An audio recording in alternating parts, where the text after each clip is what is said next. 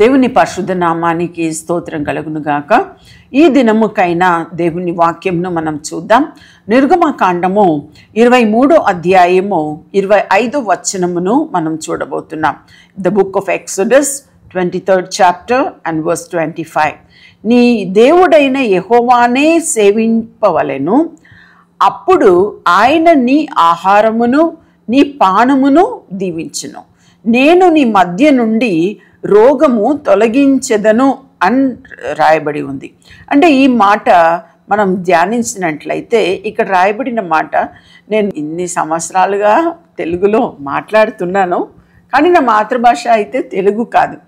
అందుకని చాలా జాగ్రత్తగా ఒక్కొక్క మాటగా నేను చదువుతాను. అంటే తెలుగులోనే చదువుతున్నాను. ఇక్కడ రాయబడి ఉంది, నీ దేవుడైన యెహోవానే అని ఉంది. అంటే అర్థం అంటే ఇంగ్లీష్లో ఓన్లీ అవర్ గాడ్ జెహోవా అని ఉంది. అంటే దేవుని యెహోవాని మాత్రమే అని అర్థం వస్తుంది, యెహోవానే అని చెప్తే. అంటే నీ దేవుడైన యెహోవానే సేవింపవలెను. You have to worship only the god Jehovah. అంటే ఇది నేను జెహోవా అని చెప్తున్నప్పుడు ఒకవేళ యేసును ఆరాధించకూడదా అని మీరు అడగొచ్చు. అంటే ఈ నిర్గమకాండం రాసినప్పుడు యేసు ప్రభు పుట్టలేదు, యేసు జన్మించలేదు.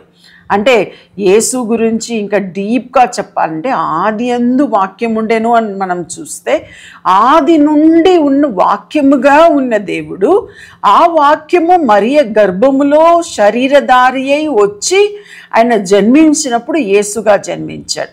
అందుకనే యేసు ప్రభు లేడు అని మనం చెప్పకూడదు, కానీ ఆది యందు నుండి వాక్యముగా అంటే యెహోవా దేవుడుగా ఆయన పిలువబడ్డాడు అని మనం చెప్పవచ్చు. అది ఒక డీప్ టీచింగ్ అండి, ఇప్పుడు నేను దానికి వెళ్ళను. ఇంకా అక్కడ రాయబడి ఉంది, అప్పుడు ఆయన నీ ఆహారమును నీ పానమును దీవించును అని రాయబడి ఉంది. అంటే నీ దేవుడైన యెహోవానే నువ్వు సేవిస్తే, అంటే if you worship the lord God Jesus, అంటే యేసు ప్రభువుని, లేదంటే యెహోవానే అంటే దేవుణ్ణే, అంటే తండ్రి కుమార పరిశుద్ధాత్మ అని చెప్తే మీరు ఎలాగైనా చెప్పవచ్చు, యెహోవా అని చెప్పవచ్చు, యేసు అని చెప్పవచ్చు, యెషువా అని చెప్పవచ్చు, ఈ రీతిగా మనం చెప్పవచ్చు. కానీ మనం ఈ రోజుల్లో యేసు అని చెప్తున్నాం. అయితే మనం చూస్తున్నాం, మనం యెహోవానే మనం సేవించినట్లయితే, మన యేసునే మనం సేవించినట్లయితే, అప్పుడు ఆయన నీ ఆహారమును మీ పానమును దీవించును. అంటే మన ఆహారమునకి ఏం కొదువు ఉండదు, మన పానము అంటే ఆ రోజుల్లో ఏమేం పానము తాగారో మనకు తెలియదు. ఈ రోజుల్లో చాలా ఉన్నాయి, కానీ మనం నీళ్ళు మెయిన్ మనం తాగేది వాటర్ కదండి. సో నీళ్లు తాగుతాము, కొందరు జ్యూసెస్ తాగుతారు, నేను కొబ్బరి బొండ తాగుతాను. సో ఈ రీతిగా చాలా ఉన్నాయి, లైమ్ జ్యూస్ తాగుతాను, ఇంకా ఏమేమో. నేను కూడా ఇప్పుడు హెర్బల్ డ్రింక్స్ అని నేను కొన్నిసార్లు తాగుతాను. అంటే హెర్బల్ అవి ఇంకా ఏమో అనుకోకండి, హెర్బల్ అంటే ఈరోజు నేను ఈ మింట్ అంటే పుదీనా, తర్వాత కొన్ని అవన్నీ నేను నా ఒక స్టమక్ ఇన్ఫెక్షన్ కోసం నేను అవన్నీ తాగుతున్నాను. సో మనము తాగుతున్న వాటిని అన్నిటినీ కూడా దేవుడు ఏం చేస్తాడంట, దీవిస్తాడంట. మన ఆహారమును మన పానమును దీవించును అని రాయబడి ఉంది. అది మాత్రం కాకుండా నేను నీ మధ్య నుండి రోగము తొలగించెదను అని రాయబడి ఉంది.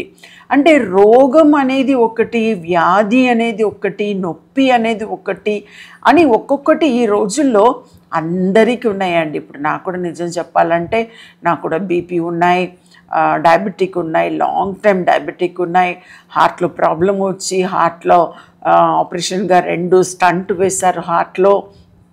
కానీ ఇవన్నిటి మధ్యలో కూడా చూడండి, నాకు మంచి ఆరోగ్యం ఉంటుందండి.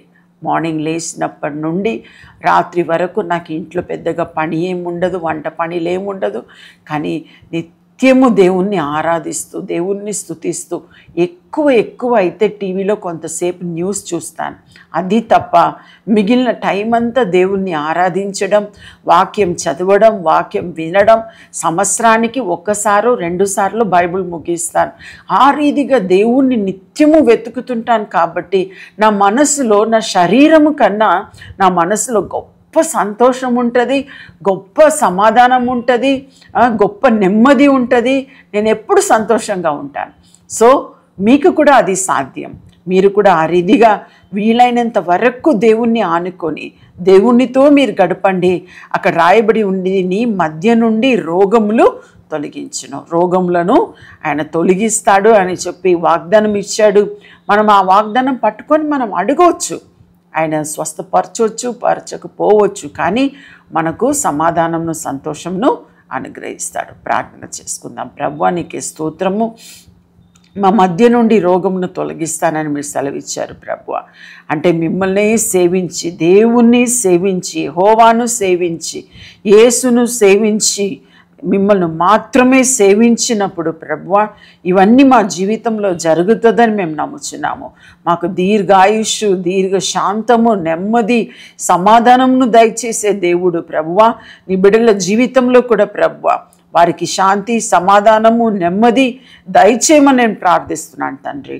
మీరే తోడుగా ఉండమని నేను ప్రార్థిస్తున్నాను ప్రభు. వారి అవసరతలన్నిటినీ తీర్చండి ప్రభువా. వారి శత్రువులకు మీరు శత్రువులుగా ఉండి ప్రభువా మీరు గొప్ప కార్యమును వారి జీవితంలో చేయమని నేను ప్రార్థిస్తూ ఉన్నాను తండ్రి. నీ చేతికి అప్పగిస్తున్నాను ప్రభువా. యేసు నామములో అడిగి ప్రార్థిస్తున్నాం తండ్రి. ఆమేన్.